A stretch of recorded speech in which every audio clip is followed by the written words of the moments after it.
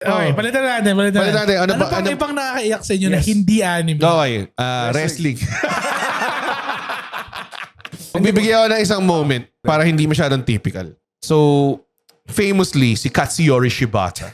Si the wrestler, Katsuyori Shibata. On the rise siya para maging main eventer sa the recent boom ng NJPW.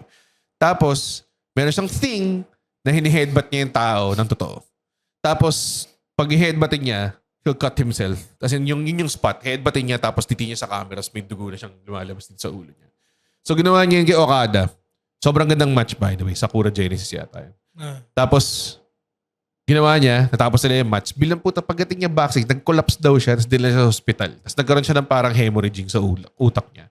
So he was never the same. Tapos ang tagal niyang nawala. Tapos, bigla na lang, randomly, in some G1 climax show, bigla na nag-play yung music niya. Gago, daming umiiyak sa audience kasi kala nila wala na siya bata. Tapos puta, nagwawala yung Japanese comedy. Lumabas lang siya. Matay wala mo.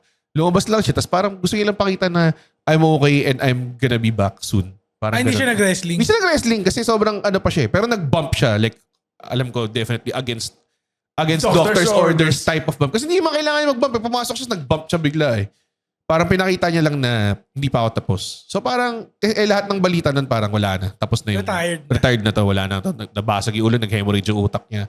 To be fair, bumalik siya, he wasn't the same wrestler. As he should be. Dapat di siya ng headbutt ng tunay na. Pero at least, diba, you fight for your dreams pa rin, pare. Yun yung astig doon. Ang sobrang rare na moment na yun. Ang hirap, hindi siya nahanap sa YouTube. Ang hirap niya hanapin. Yun. So, kailangan mag-subscribe po sa NJPW World. Hanapin mo yung specific G1 climax na lumabas siya doon.